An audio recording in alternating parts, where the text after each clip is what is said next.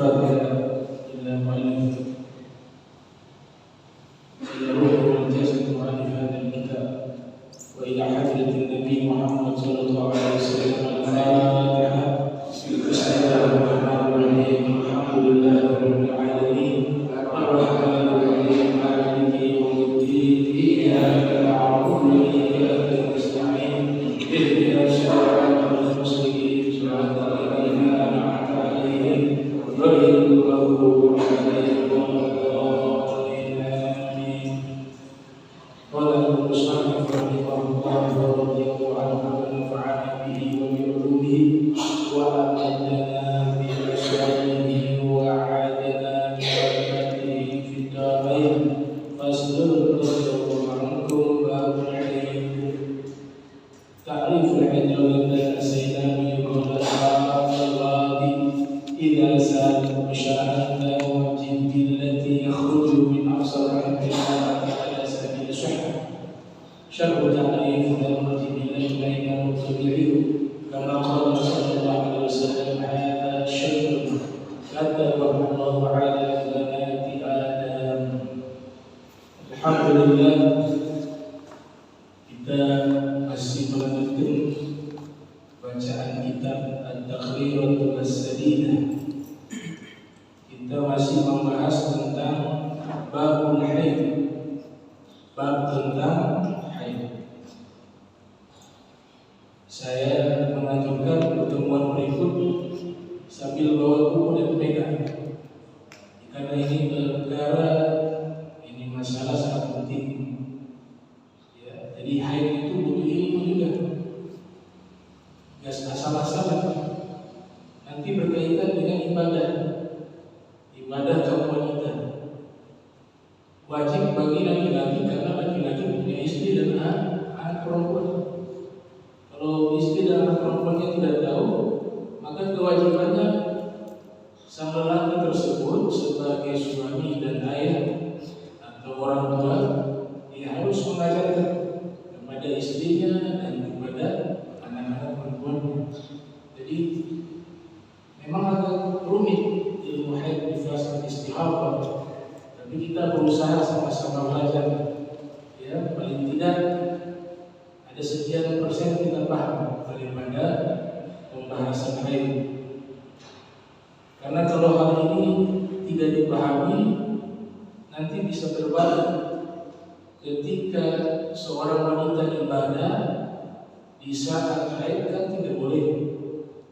Tapi karena tidak tahu waktu itu haid dia ibadah, pikirnya istihadah adalah penyakit. Dan nanti ketika istihadah dia ikut ibadah, padahal istihadah itu wajib ibadah.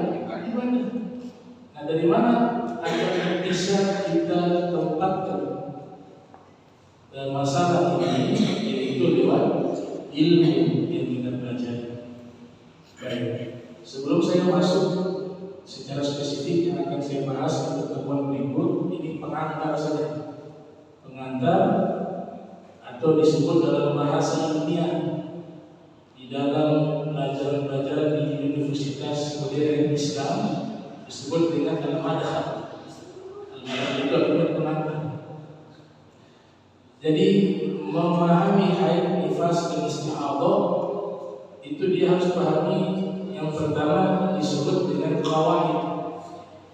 Ini harus qawaid. Apa itu qawaid? Contoh sederhana, kita harus pahami aqallul haid, masa paling minimal haid. Paling minimal haid itu yaumul walid, sehari semalam, yaitu 24 jam. Jadi kalau darah wanita itu keluar kurang dari 24 jam, tidak dimakan haid, dinamakan istihadah. Karena darah yang dibahas untuk kaum wanita itu hanya 3. Haidun, darah haid atau menstruasi. Yang kedua nifas, selesai melahirkan wanita tersebut mengeluarkan darah namanya nifas. Yang ketiga namanya istihadah. Yang dua, dilarang kita melakukan aktivitas ibadah. Yang dua, baik itu sholat, baik itu puasa, ini wanita dilarang melakukan aktivitas ibadah. Yang dilarang di dalam kitab-kitab fikih dijelaskan secara spesifik. Tapi istihadah itu tetap dilaksanakan aktivitas ibadah, masih wajib. Maka yang pertama kali yang harus kita ketahui qawaid kaidah bahwa paling minimalnya darah haid itu 24 jam. Kalau darahnya kurang dari 24 jam, maka dipastikan darah tersebut bukan darah haid. Dan ini 24 jam takdiriyah. Ini wanita tersebut memperkirakan, tidak harus hitung setiap jam, memperkirakan.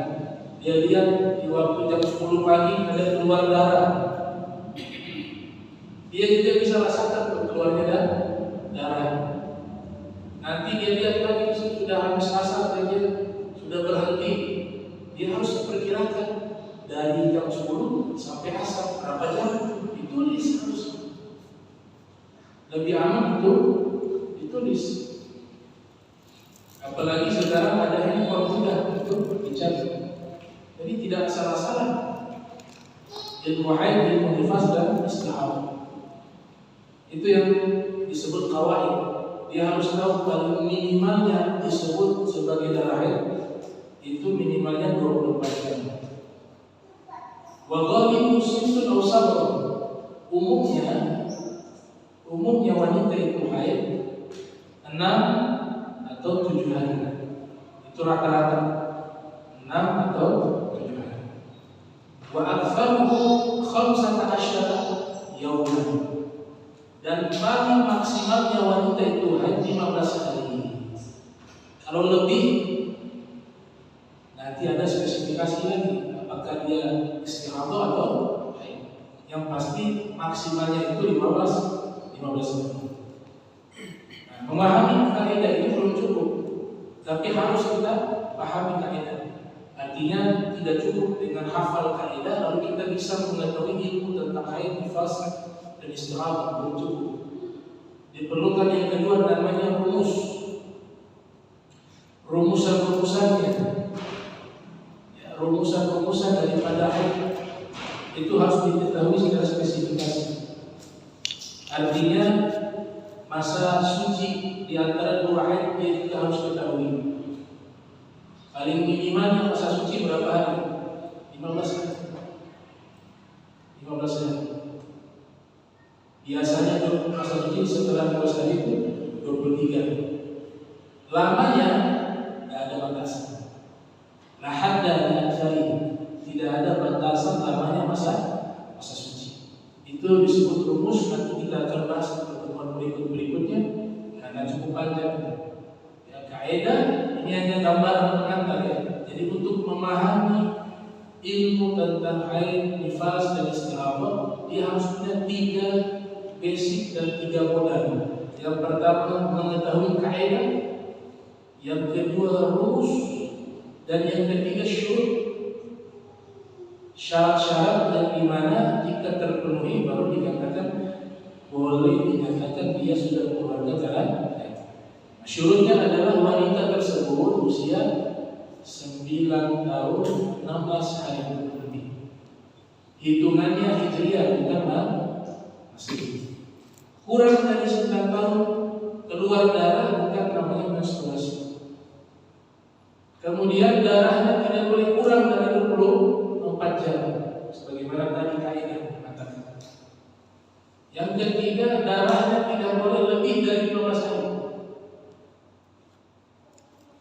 Yang keempat, masa sucinya tidak boleh kurang dari 15 hari. Nah, itu disebut syurut. Ini saya bahas secara ringkas. 3 hal itu disebut dengan kaidah. Adapun warna darah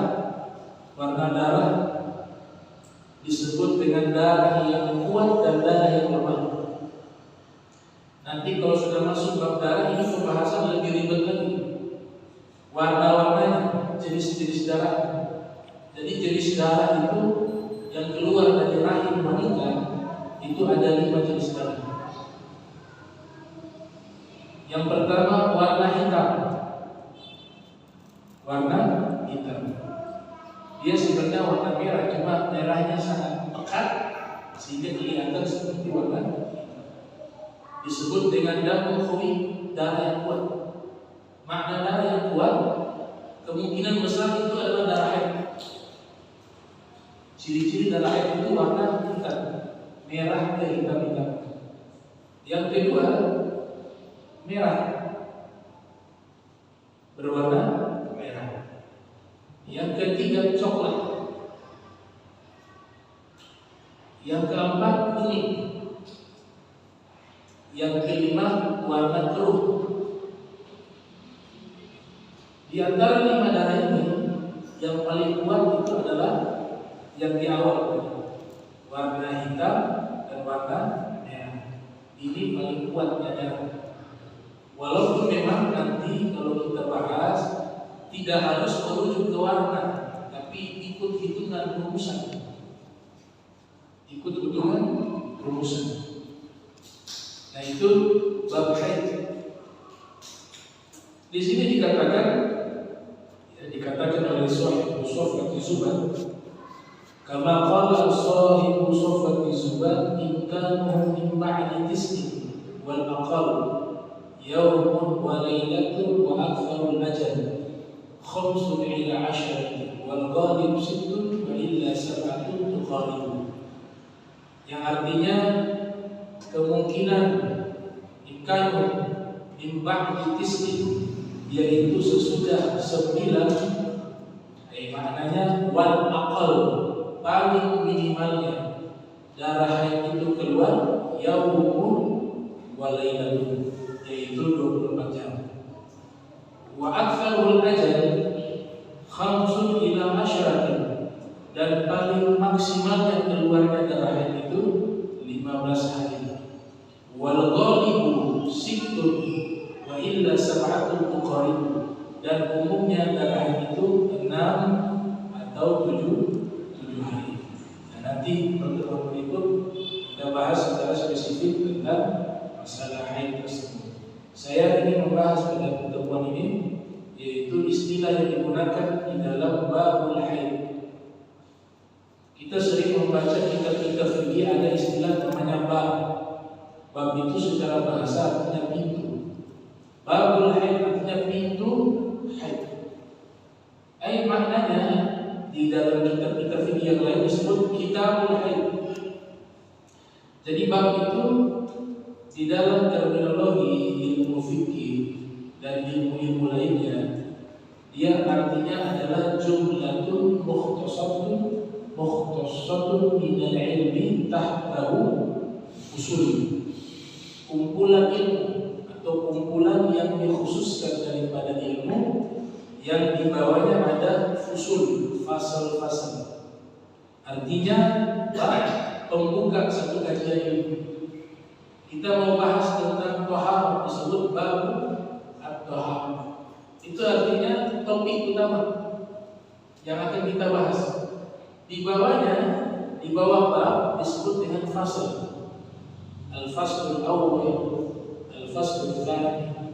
Nah, fasal disebut juga secara penjelasan, faslun disebut sebagai jumlatun mukhtasatun minal ilmi tahtahu masail.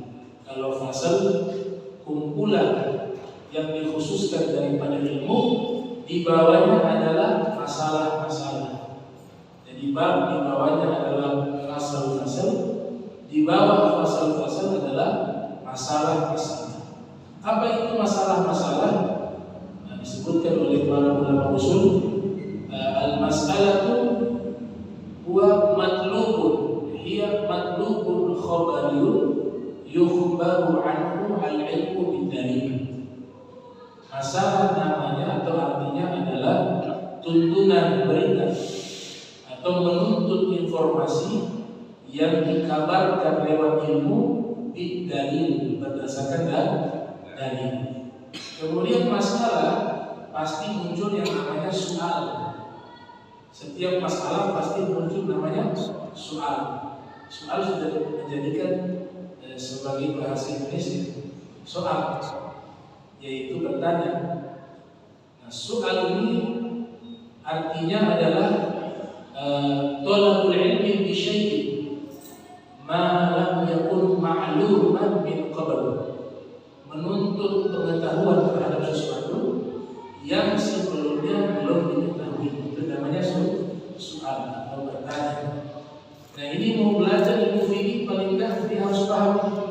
Dia harus paham bab, fasal, masalah dan soal.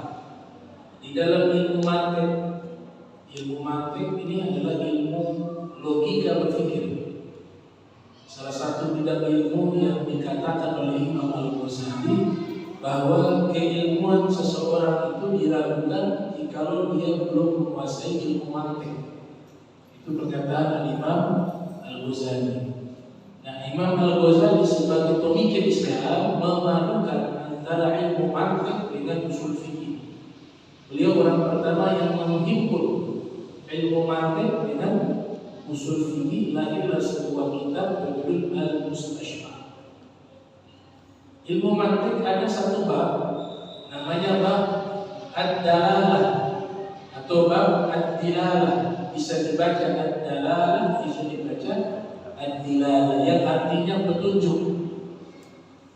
Nah, ad-dalalah terbagi dua, ad-dalalah lafziyah dan ad-dalalah ghairu lafziyah.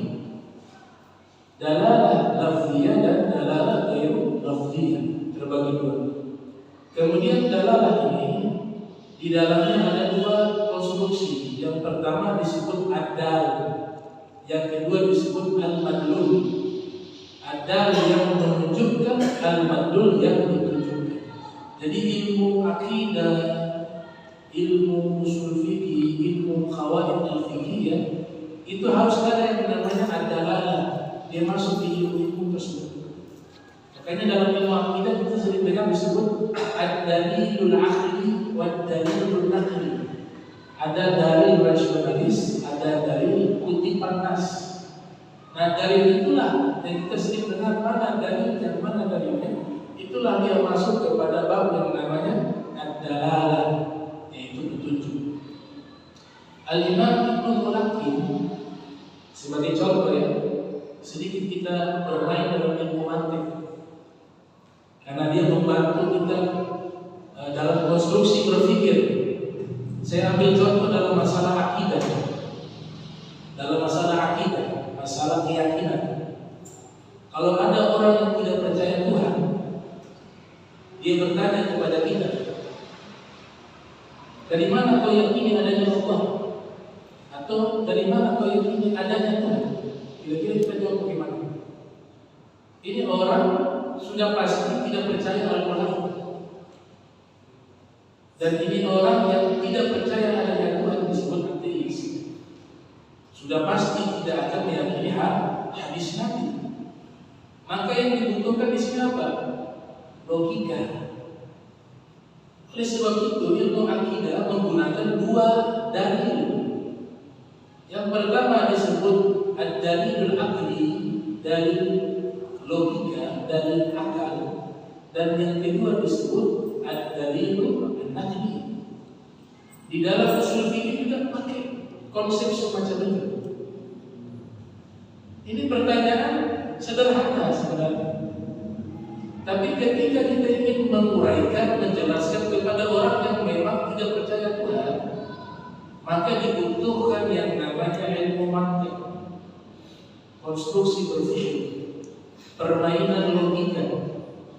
Dan subhanallah, itu seorang ulama besar bernama Ibnu Mulaqqin, salah satu guru daripada Al-Hafiz Ibnu Hajar Al-Asqalani yang lahir tahun 773 Hijriah. Ibnu Hajar lahir 773 Hijriah.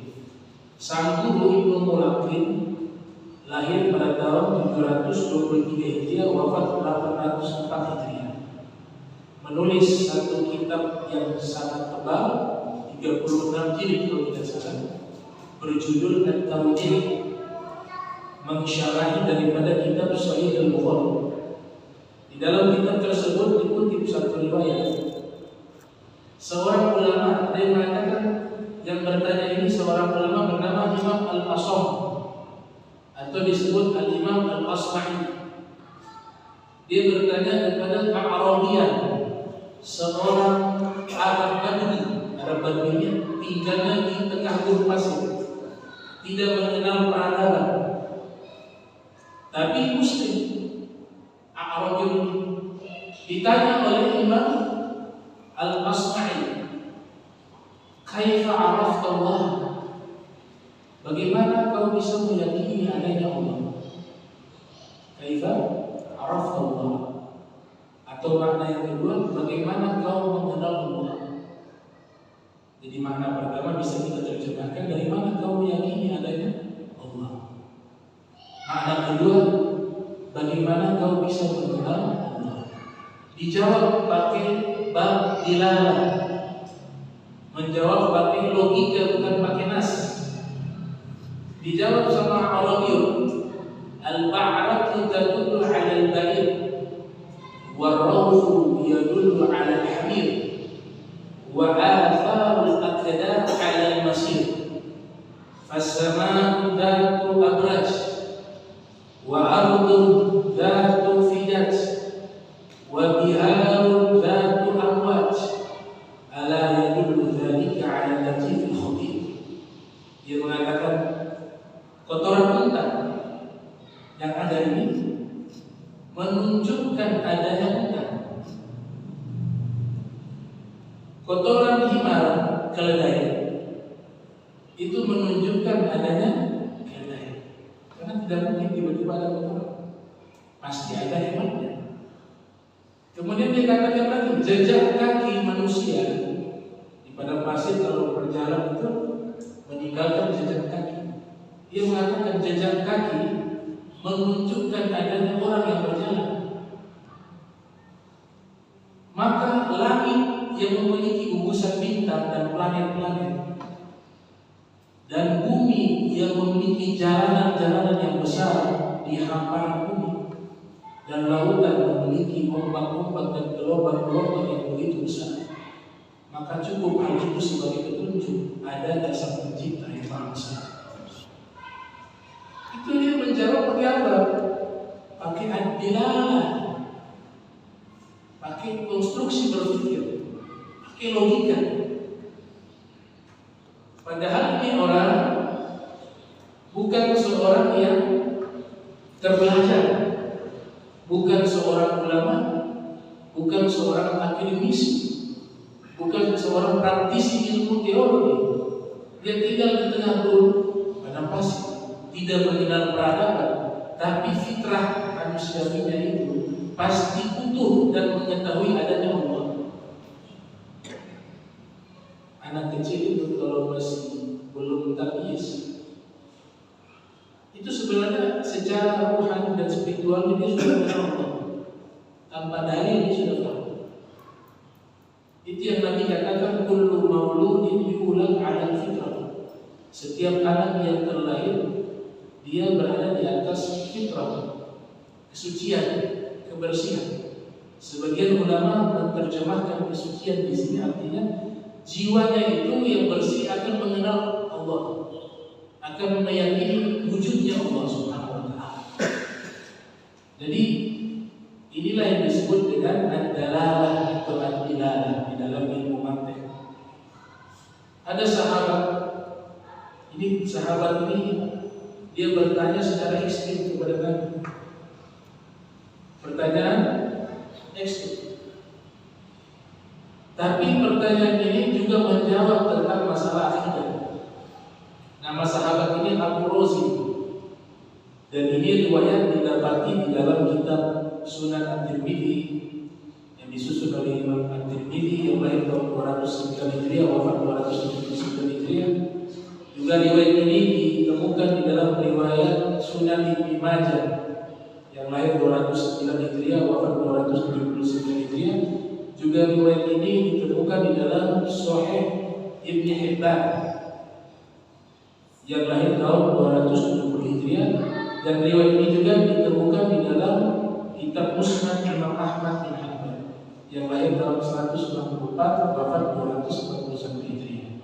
Jadi sahabat yang bernama Abu Rozin bertanya kepada Nabi, "Ya Rasulullah, wahai Rasulullah, aina kana Rabbuna azza wa jalla qabla an yakhluqa khalqah?"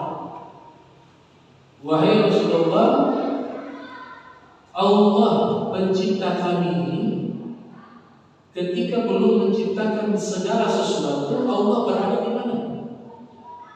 Ini kan pertanyaan ekstrim, tidak sembarangan, berkaitan dengan masalah akidah, masalah usuluddin. Nabi menjawab, artinya pertanyaan selama kita ingin mencari tahu ilmu tidak ada masalah. Yang bermasalah bertanya sesuatu yang tidak bermanfaat atau bertanya ingin menguji. Nah, itu yang dilarang. Atau bertanya ingin membuat masalah biar muncul perdebatan, itu juga masalah, muskilah. Tapi sahabat ini bertanya memang murni dia ingin cari tahu informasi itu. Maka Nabi paham itu, Nabi menjawab. Apa jawaban Nabi ketika dia bertanya Allah itu di mana? Ketika Allah belum menciptakan segala sesuatu. Nabi menjawab, kana fi amain ma tahtahu hawa'un wa ma fawqahu hawa'un thumma khalaqallahu al-'arsy 'ala al-ma'. Nabi menjawab, sebelum Allah menciptakan segala sesuatu, Allah berada di ama. Apa itu ama? Ama dari kata buta. Filosofinya adalah orang yang buta, yang tidak bisa melihat, atau makhluk yang tidak bisa melihat, itu terlihat apa yang dia lihat ketika tidak bisa melihat? Kegelapan. Sekarang coba kita pejamkan mata, kita tutup mata kita dengan tangan. Apakah di situ ada ruang? Tidak.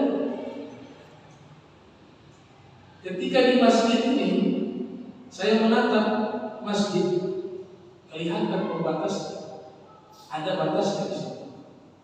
Di samping kanan ada, di samping kiri ada, di belakang ada, di atas ada, di bawah. Tapi ketika gelap, tidak ada batas. Maknanya apa? Tidak ada tempat. Tidak ada tempat. Setelah itu Nabi katakan, bagian bawahnya tidak ada udara, di bagian atasnya juga tidak ada udara. Kemudian, menggunakan kata kemudian, summa bukan fa, summa lil ba'id. Artinya Allah itu menciptakan arsy. Karena setelah itu keterangannya Allah menciptakan arsy. Ini kan yang diyakini oleh sebagian kaum muslimin yang meyakini Allah itu berada di arsy. Hadis ini sudah menjawab hal itu. Sebelum arsy diciptakan, Allah tidak berada di tempat manapun. Disitulah Allah, tidak terikat dengan tempat. Tsumma khalaqal arsy 'alal ma'. Kemudian Allah menciptakan arsy, singgasana, 'alal ma', berada di atas air. Baik. Kalau paham makna hadis, kita harus serahkan kepada ahlinya. Kita tidak boleh main hakim sendiri, membagi bukan menafsirkan dan mengambilkan hadis Nabi Muhammad SAW. Padahal kita tidak punya kemampuan itu. Saya ambil 4 atau 5 ulama yang memahami makna tersebut, baik menjelaskan secara langsung hadis tersebut atau mengisyaratkan makna tersebut. Yang pertama, Al-Imam Khodi'iyah, seorang ulama Andalus Spanyol mazhab Maliki, ketika menjelaskan makna hadis tersebut, Allah Ta'ala itu berada di mana sebelum menciptakan segala sesuatu. Beliau menjelaskan yang kesimpulannya mengibaratkan hadis tersebut Allah Ta'ala tidak butuh tempat dan adamil makan, dan tempatnya juga tidak ada. Allah tidak butuh tempat dan Allah belum menciptakan tempat, dan Allah tidak berada di tempat. Itu penjelasan siapa? Al-Ghazali. Al-Imam At-Tirmidzi di dalam sunannya mengutip ucapan ulama.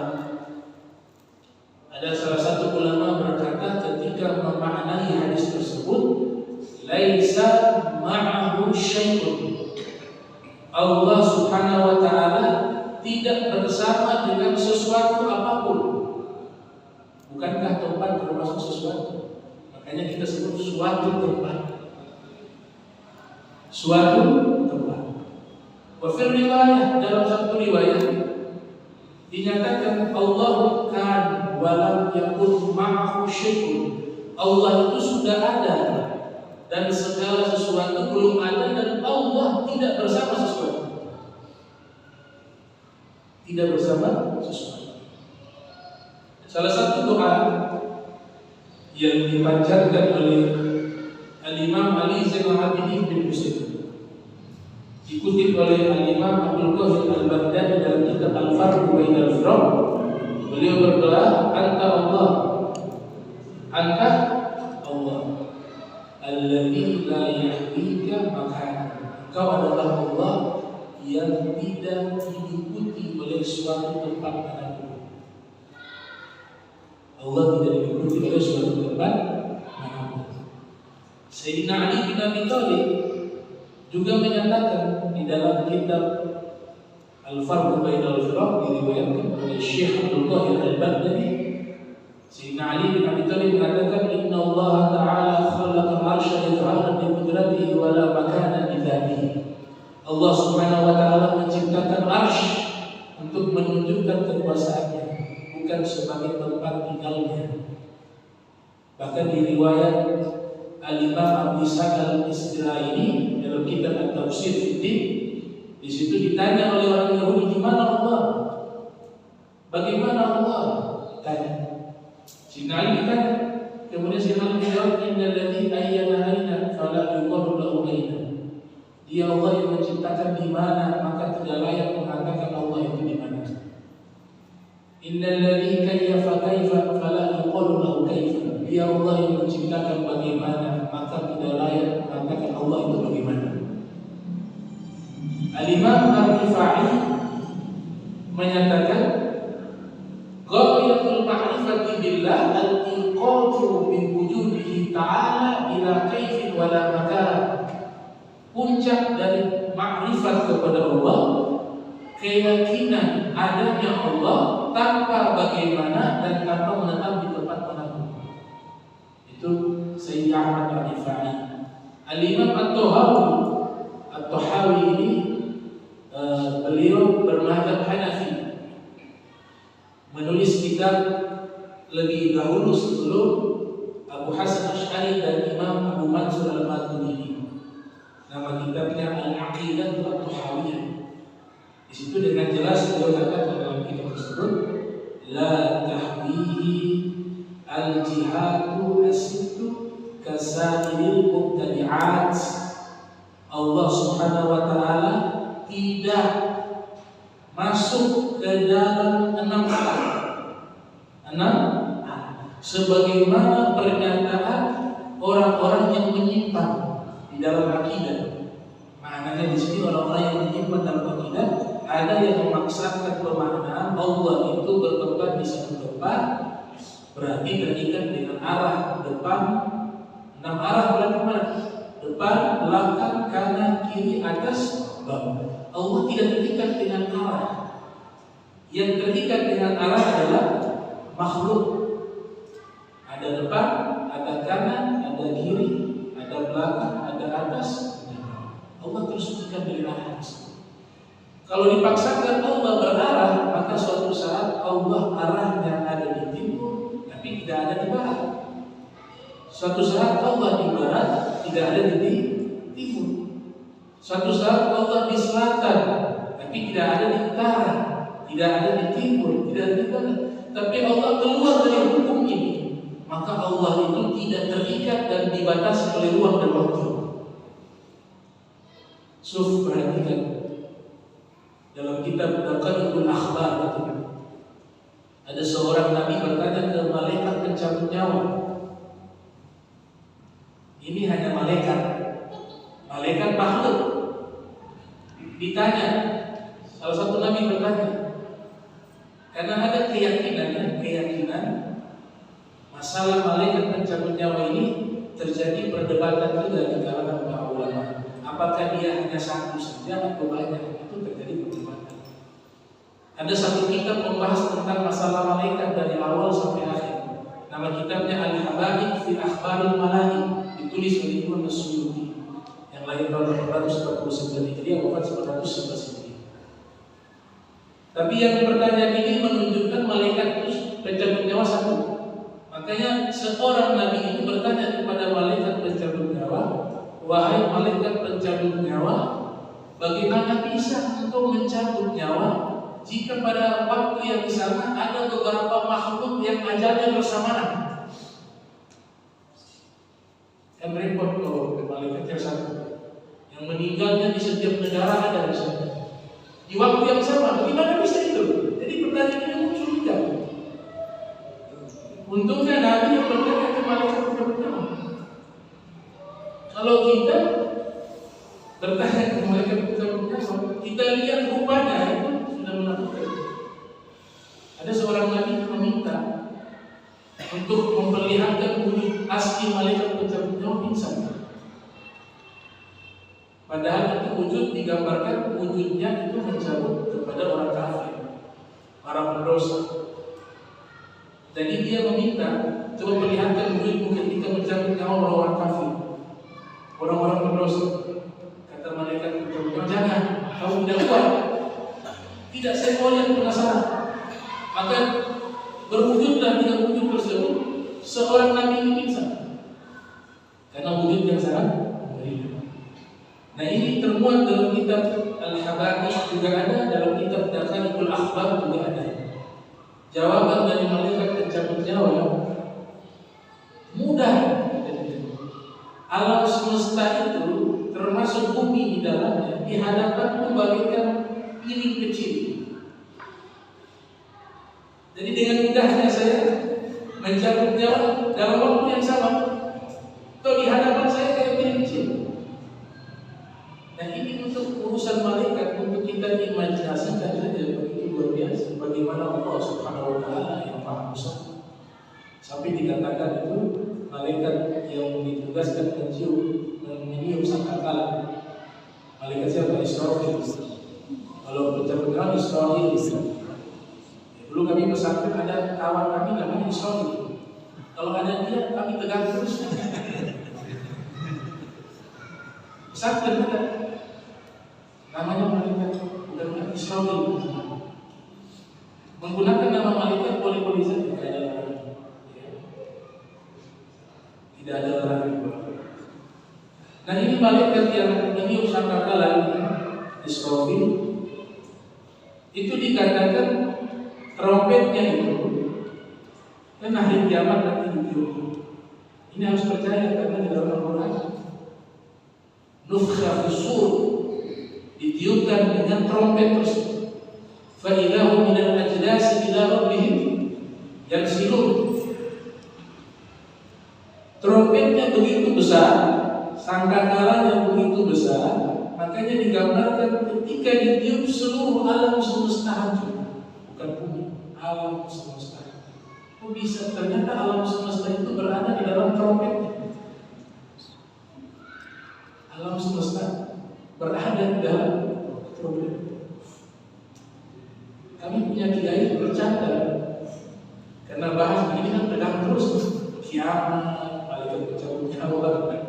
Jadi kami sudah tegang-tegang, beliau buat semacam lelucon untuk menghibur biar hilang ketegangan sesaat. Beliau mengatakan ketika sudah menjelaskan kami sudah serius, sudah berat, Kiai mengatakan doa-doa saja sama Allah, jangan sampai musim hujan terus. Kami sudah masuk waktu musim hujan.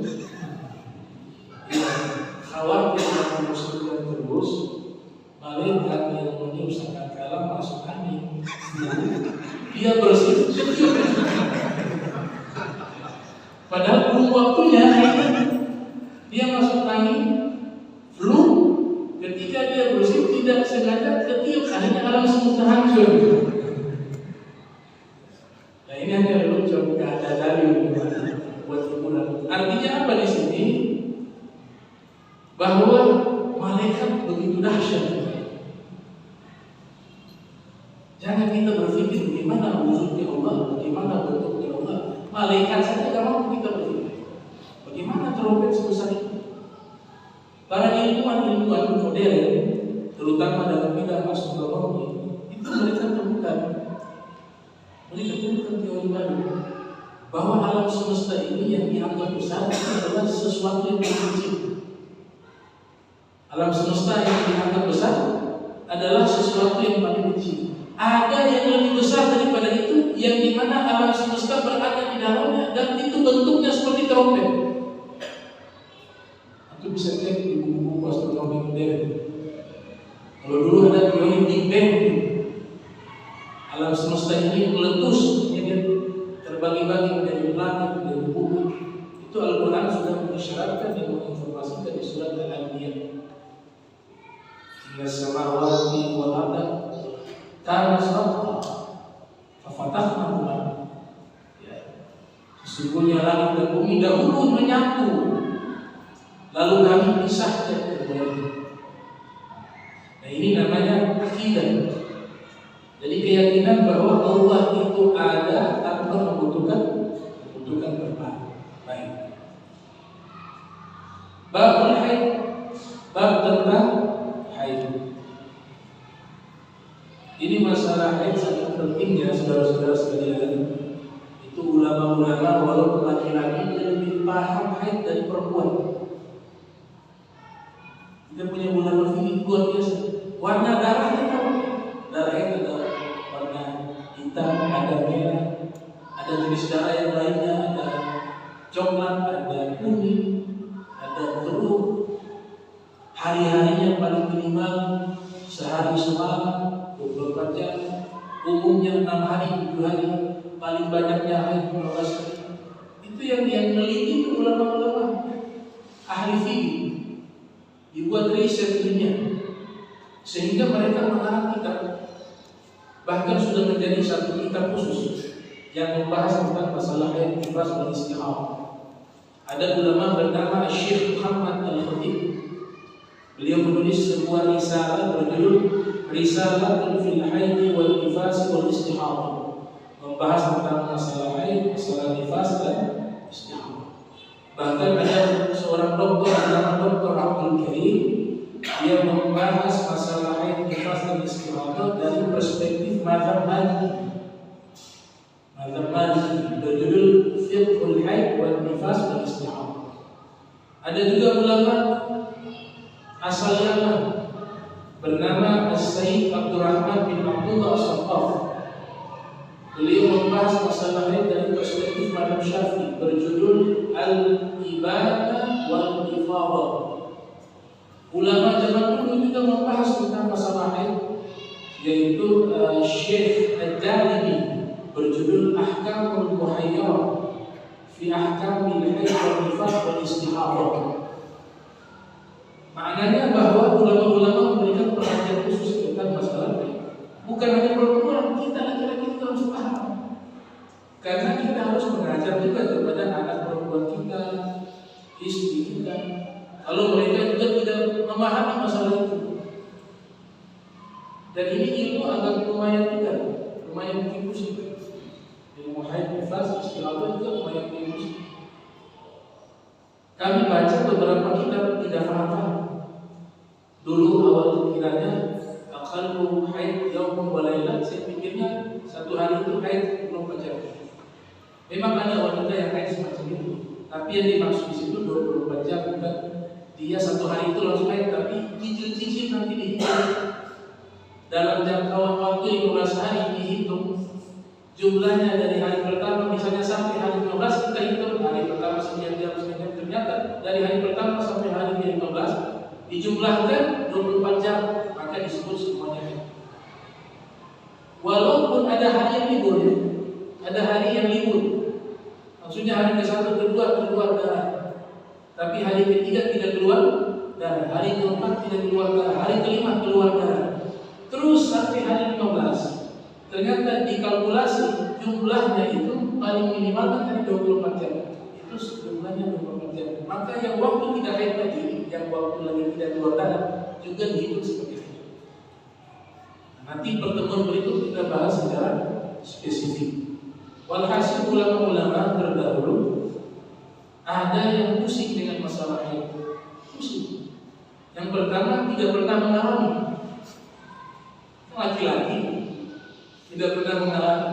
Makanya pengarang kitab Fathul Mu'in, yaitu Syekh Zainuddin Malawar. Dulu saya kira orang Jogja. Kan di Jogja ada Malioboro. Padahal India. Kiranya Malioboro. Padahal Malabar itu India. Beliau murid dari Ibnu Hajar Al-Haytami. Murid langsung. Mazhab Syafi'i, dan sangat keras tegas di dalam menetapkan hukum. Itu kalau kita baca kitab Fathul Mu'in membahas haid sedikit sekali. Sedikit. Tidak banyak. Kemudian ada yang bertanya kepada beliau ketika menyusun kitab Fathul Mu'in, kok bab haid hanya sedikit? Beliau mengatakan alasannya dua. Yang pertama, wanita-wanita yang ada tidak bertanya kepada saya, tidak mau belajar kepada saya tentang masalah. Yang kedua, murid-murid saya semua laki-laki, termasuk saya juga laki-laki. Jadi kalau saya ngajar mereka ini gimana mereka? Alasannya seperti itu. Jadi dianggap wanita-wanita kurang datang peduli tentang ilmu ini. Maka beliau tulis tapi tidak secara luas, secara spesifik. Tapi yang hebat Imam Nawawi, Al-Imam Nawawi itu membahas masalah ini itu berjilid-jilid. Di antaranya di kitab Al-Majmu' dan di kitab Rawdatul Talibin dan di kitab Minhajul Talibin. Semua kitab Imam Nawawi itu sering beliau bahas masalah ini. Ada juga yang ringkas 40 tahun. Ini ulama dia belajar masalah fikih dan selalu mengulang-ulang masalah itu selama 40 tahun. Masuk bab fikih bahas nifas, istihad. Ulama ini terkenal dengan nama Abu Suja' yang menulis kitab Matan Qahir wa Tadrib. Di dalam kitab Fathul Qarib karya Syekh Muhammad Qasim Al-Ghazi mensyarahi kitab At-Taqrib tersebut. Kalau kita baca itu kitab, ini luar biasa. Beliau tidak seperti ulama lain yang membuat bab haid secara khusus. Rata-rata ulama fikih itu punya bab tersendiri ketika membahas haid, nifas dan istihad. Tapi beliau masukkan ke mana? Kitab Thaharah. Masuknya ke kitab bersuci. Apa hubungannya haid, nifas, istihad dengan bersuci? Ya tentu punya korelasi. Karena orang yang ibadah, wanita khususnya, dalam keadaan masih haid, istihadahnya juga dia tidak menggunakan cara yang diajarkan oleh para fuqaha. Berbeda wanita yang dalam keadaan suci beribadah dengan wanita yang dalam keadaan istihadah, itu dia punya prakteknya beda, teknisnya berbeda, tidak sama.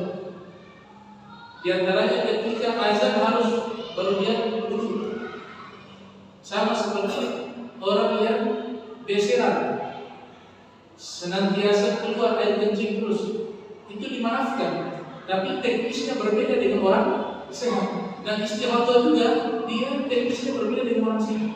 Wanita yang sehat berbeda. Berarti dia masuk ke bab apa? Bersuci. Masuk ke perkara umum di situ. Nifas juga demikian, haid juga demikian. Makanya beliau masukkan di kitab namanya Kitab Thaharah. Sedikit saya bahas biografi singkat ini ulama, karena ini ulama unik. Abu Suja' ini nama aslinya Ahmad bin Husain. Al-Asbahani. Ini ulama luar biasa. Dia habiskan waktu 40 tahun belajar mazhab Syafi'i. Karena darasa al-madhhab asy-Syafi'i ma yazidu ala 40 sana. 40 tahun lebih hanya belajar fikih mazhab Syafi'i. Lahir di Basra, di Irak, meninggal di Al-Madinatul Munawwarah, dimakamkan di Baqi. Ini min kibaril ulama Syafi'iyah, salah satu ulama besar mazhab Syafi'i. Semua pesantren yang beraliran mazhab Syafi'i itu kitabnya selalu dibaca. Paling minimalnya itu syarahnya Fathul Qorib.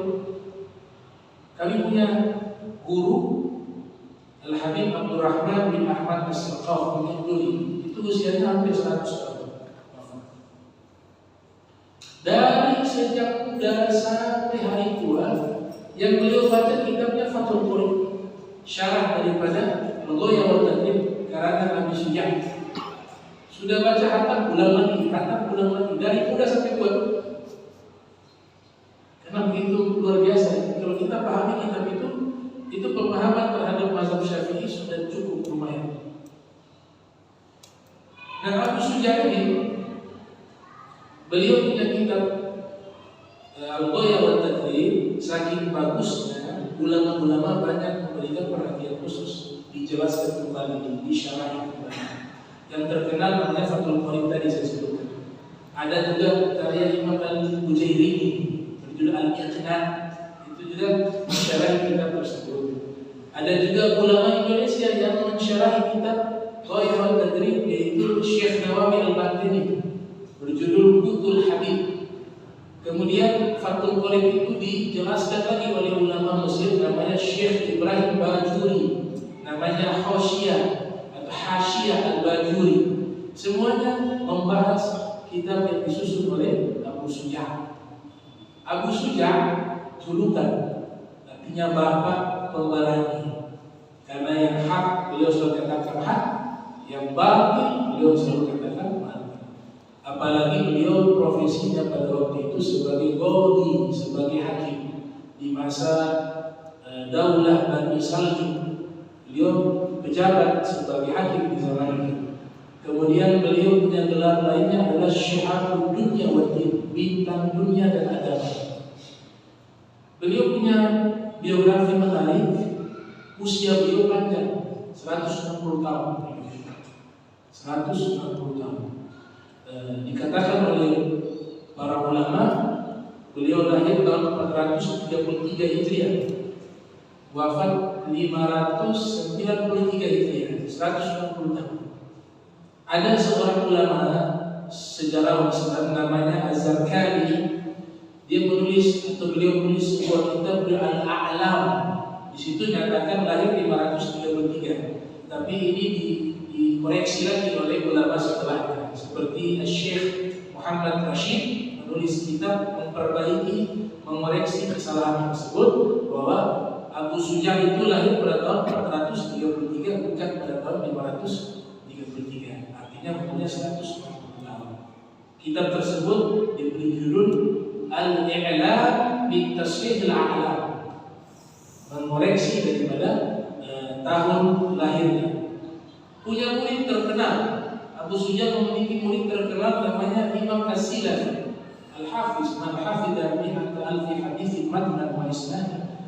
Ya, muridnya itu diberikan gelar Al-Hafiz, orang yang menghafal hadis Nabi Muhammad SAW 100.000 hadis, isi hadis dan rangkaian sanad. Nama muridnya As-Silafi.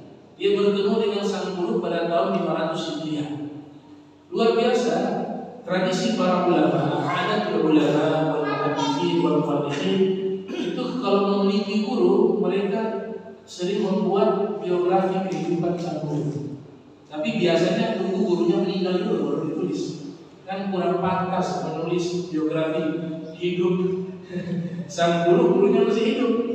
Jadi punya niat tuh menulis manaqib dari Abi Syuja' atau Abi Syuja'. Ternyata beliau umur panjang, tidak meninggal muda. Ternyata kalau muridnya meninggal muda. Dan beliau ketika hidup Abu Syuja' sampai usia 160 tahun, muridnya tidak ada nih, semua sudah meninggal dunia. Yang tersisa beliau. Hanya jadi terbalik, beliau yang nulis biografi murid-muridnya. Murid-muridnya yang ditulis biografi. Karena umurnya sangat panjang, 160 tahun. Dan dikatakan oleh ulama, ada yang meriwayatkan, ada salah satu ulama penasaran, ini usia 160 tahun, tapi fisiknya itu masih sehat semua, masih bisa membaca, mata juga masih normal, masih kuat menghafal, masih bisa mengajar, masih bisa belajar. Akhirnya salah satu ulama penasaran, tanya resepnya apa ini? Ditanyakan kepada Abu Suja, wahai Abu Suja, ini resepnya apa? Usia engkau bisa panjang dan sehat. Makanya jangan minta panjang umur saja, harus tambah afiat. Kalau doa Allahumma atil umri, ya Allah panjangkanlah umur saya ma'al afiat, bersama sehat. Kalau tak pakai afiat, sehat dan afiat, panjang umur sakit-sakitan harus tambah afiat. Makanya Nabi ingatkan kepada pamannya Sayyidina Abbas, wahai pamanku, mintalah kepada Allah afiat. Itu paling penting, afiat. Ada salah satu orang meminta doa kepada ulama. Salah satu ulama ini doanya mustajab. Ini dia meminta kepada ulama tersebut, tolong doakan kepada saya agar saya bisa makan sehari 3 kali. Saya orang susah, orang fakir. Tolong doakan. Maka ulama itu mengajarkan ijazah doa. Kau baca doa ini saja habis sholat. Insyaallah kau punya permintaan dijawab oleh Allah Subhanahu wa taala. Hanya dia mampu terus berdoa. Kita sederhana permintaannya, bisa makan 1 hari 3 kali. Ternyata Allah ijabah dalam waktu yang tidak cukup lama. Allah ijabah doa tersebut, dia masuk penjara. Di penjara. Di penjara dia makan pagi ada, makan siang, makan malam ada. Walhasil ini ulama datang jenguk, ketemu di si fulan yang amalkan doa tersebut. Kata ulama itu, wahai fulan, bagaimana sudah diijabah sama Allah? Kata dia, sudah wahai fulan, 1 hari 3 kali juga. Tapi maksudnya macam masuk penjara. Saya maksud makan, itu berarti masuk penjara. Memang itu diijabah 3 kali dapat makan, jatah di penjara. Kata ulama, saya ajarkan doa kepadamu, itu bukan meminta engkau nanti diberikan makan 3 kali dalam penjara. Coba doa kau baca bagaimana? Allahumma at'ini ta'am, ya Allah tolong berikanlah saya makan 3 kali 3 kali setiap hari. Kata ulama, oh pantas. Kenapa? Yang afiat kamu lupa tadi. Yang saya ajarkan ma'al afiat. Kalau ada ma'al afiat, kau makan 3 kali 1 hari, bukan dalam penjara, tapi di rumahmu. Cuma kalau lupa pakai afiat, ya Allah ijabah 3 kali, walaupun lewat dalam penjara. Al-afiyah, assalam. Nah, jadi ini dia katakan umur saya panjang 160 tahun karena resepnya satu, kata beliau, ma'asaikullah ta'ala. Saya tidak pernah maksiat kepada Allah Subhanahu wa taala. Lamma hafiztuha fis sighar an ma'asillah ta'ala. Ketika saya masih anak-anak, saya jaga saya punya anggota tubuh seluruhnya dari bermaksiat kepada Allah Subhanahu wa taala. Maka hafizah Allah Ta'ala fil jibal. Allah jaga seluruh anggota tubuh saya di masa tua saya. Itu resepnya kata beliau. Dan beliau ini luar biasa. Di akhir usianya itu beliau pindah ke kota Madinatul Munawwarah. Dari Basra pindah ke Madinatul Munawwarah. Di kota Madinatul Munawwarah beliau menjadi apa? Khadim, pelayan Masjid Nabi. Beliau nyapu, bel, kemudian setiap hari kerjaannya seperti itu sampai meninggal dunia. Dan sempat membangun masjid di Babu Jibril di Madinatul Munawwarah. Dimakamkan di Baqi. Subhanallah, usia 160 tahun. Dan beliau punya amalan yang luar biasa. Mungkin kita bisa ikut itu amalan beliau. Beliau punya amalan yang biasa. Setiap kali mau keluar dari rumah, itu beliau wudu dulu, sholat 2 rakaat, baca Al-Quran, baru keluar dari rumah. Maksudnya apa? Niatnya apa? Agar Allah lindungi dia dan dia keluar dalam keadaan ibadah. Itu yang dilakukan terus oleh Abu Syuja. Lihat kitabnya sampai sekarang bermanfaat. Semua pesantren-pesantren di Jawa, di Jakarta, maupun di Hadramaut, di Mesir, ini kitab ini tidak asing. Sampai sekarang ini seorang dokter dan ulama besar di Mesir namanya Syekh Ali Jum'ah.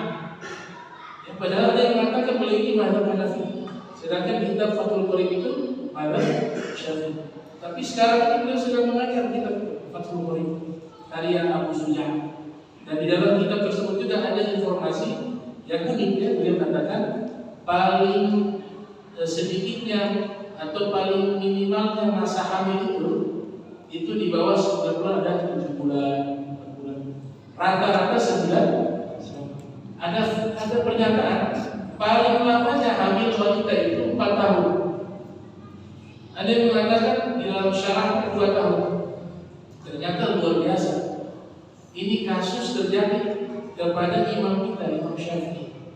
Imam Syafi'i itu dalam kandungan ibunya 2 tahun. Ada yang mengatakan 4 tahun. Jadi beliau jadikan Imam Syafi'i sebagai rujukan, bahkan di dalam perkara Imam Syafi'i masih dalam kandungan dijadikan sebagai standar hukum. Karena Imam Syafi'i ini tentu seseorang ulama yang bukan ulama biasa.